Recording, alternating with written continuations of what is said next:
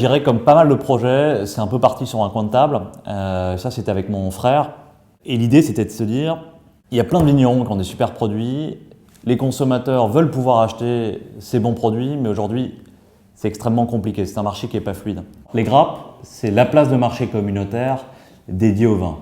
Le principe est simple, mettre en relation des vignerons qui sont désireux de vendre leurs produits en direct du domaine et des consommateurs qui souhaitent acheter en direct des domaines et qui sont souvent perdus dans leur expérience d'achat. Le marché du vin, c'est un marché spécifique en France parce qu'il y a 40 000 viticulteurs et 30 000 vignerons qui ont le statut d'indépendant. Donc c'est un marché qui est extrêmement atomisé et qui ne se retrouve pas ailleurs dans le monde.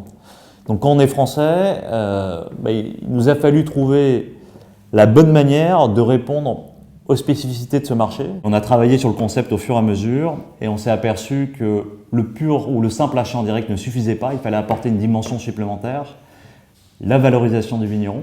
On a pris notre voiture, moi je suis allé voir des vignerons, on a testé l'idée.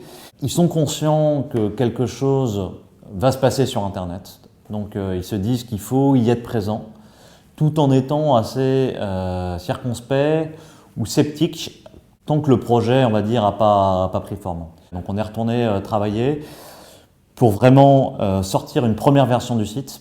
Et ça, notre incubation chez Microsoft l'année dernière a vraiment été déterminante, puisque ça nous a vraiment aidé à accélérer notre timing de sortie du site. J'ai fait une école de commerce à Grenoble, et c'est grâce à cette école de commerce que j'ai rencontré Loïc.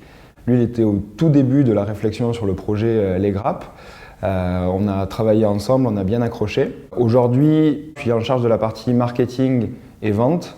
Donc, comme on est une place de marché, il y a vraiment deux côtés. Le côté client, donc acquisition client, et puis toute la partie marketing de ce côté-là. Et puis le côté développement de l'offre avec les vignerons. Là, aujourd'hui, on a fonctionné un peu en mode garage. Maintenant, il faut vraiment qu'on professionnalise notre fonctionnement et ça passe aujourd'hui par une levée de fonds, quoi. Sur les places de marché, il y a trois métiers, on va dire, qui sont clés. Il y a la partie technique. Donc ça, il faut clairement qu'on développe une équipe sur cette partie-là. 2, la partie offre, donc c'est-à-dire le développement du nombre de vignerons sur notre plateforme. Et 3, être capable d'avoir une équipe qui va nous aider à aller recruter des clients. Je dirais une start-up, c'est un joyeux bordel, mais si c'était que ça ne suffirait pas et ça ne marcherait pas. Donc c'est une entreprise petite, qui est agile. J'ai beaucoup de moments qui ne sont pas faciles.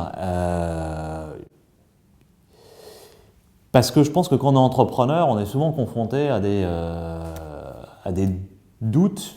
Et donc dès qu'il y a une mauvaise nouvelle, il faut savoir faire la part des choses, quoi. Il y a un côté assez aventurier, toujours vouloir tester, prendre des risques et se tromper, et surtout apprendre de ses erreurs.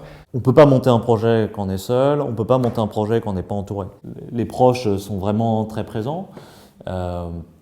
Ils ont aussi besoin d'éléments un peu marquants, structurants pour voir que le projet avance, le projet structure. Que les gens ne comprennent pas trop ce qu'on fait.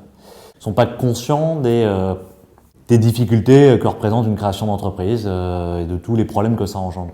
Peut-être que leur réaction, c'est de se dire « ils bossaient vraiment en fait ».